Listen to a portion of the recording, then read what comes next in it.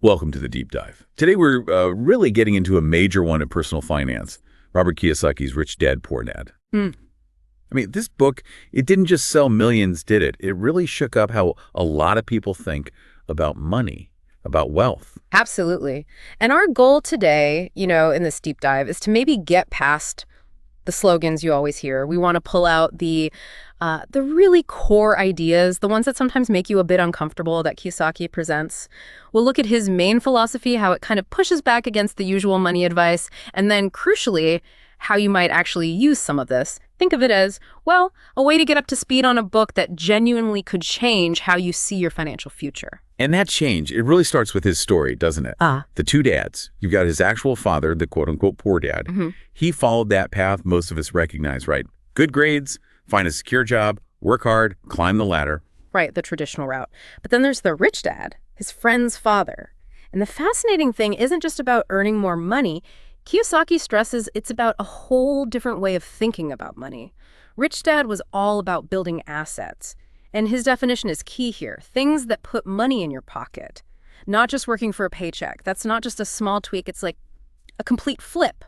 Wealth isn't just your salary. It's about what your money is doing for you. Yeah, that difference working for money versus having money work for you, that leads straight into his big emphasis on financial literacy, right? Yeah. He argues pretty strongly that, regular schooling just doesn't cut it here. We're kind of left to figure it out ourselves after we leave school. Things like assets, liabilities, cash flow. Exactly. And that connects to, well, some of his more controversial points, like the whole idea of your house. Most people think, okay, biggest asset. But Kiyosaki says, hang on. If it's taking money out every month, mortgage, taxes, repairs, it's actually a liability in his framework. It's not just playing with words. It forces you to look at your cash flow. Is money coming in because of this thing or just going out? That is such a different way to frame it, isn't it? It really challenges that whole home ownership is the dream idea many of us absorbed. Now, obviously, his definitions, especially assets and liabilities, they get some pushback. Traditional finance folks might say it's too simple, maybe even wrong. Yeah. How does the book kind of address that criticism? Well, Kiyosaki would likely say he's simplifying it on purpose, for clarity. Not to mislead. He's trying to cut through the financial jargon to get to a basic truth. Does this thing make you money or cost you money? Period. For him, a real asset has to generate positive cash flow. He's less caught up in textbook definitions, more in the practical effect on your wallet. He also talks about good debt versus bad debt.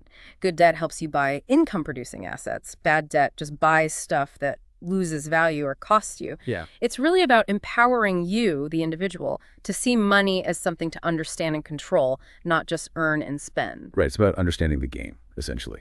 So, okay, the big question then is, how do we actually do this? How do we take these ideas, which sound good, and start making money work for us?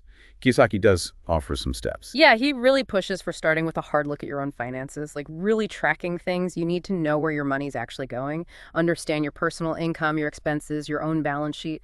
Be honest about it. That clarity is the first step, knowing your starting point. And then from that understanding, it's about actively seeking opportunities to build those income-generating assets, even starting small. Maybe it's investing a bit each month, consistently, or finding a side hustle that could bring in extra cash flow, or maybe just learning new skills, right? Things that boost your ability to earn outside of just your main job. It almost feels like he's saying, forget what your parents told you about just getting a safe job, which can be kind of scary. It definitely can feel that way. But the core message, the thing Kiyosaki really bangs the drum on, is just start. Take some action. Learn as you go. Keep building that financial intelligence. It's not like you read the book and boom, you're rich. It's a process. Learning, trying things, maybe failing, learning more.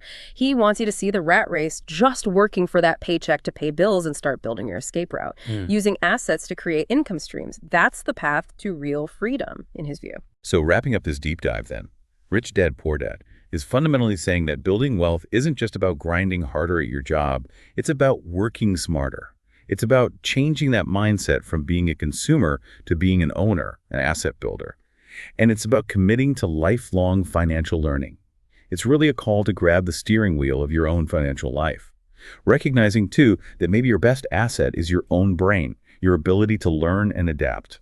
Exactly. The big takeaway is that real wealth starts with that mindset shift, backed up by knowledge and, crucially, consistent action. Which leads to a pretty important question for you listening right now. Thinking about Kiyosaki's ideas, what's maybe one concrete step, just one thing you could do today? Doesn't have to be huge to start thinking about or building something that puts money into your pocket instead of just taking it out. Might be worth pondering beyond the usual answers.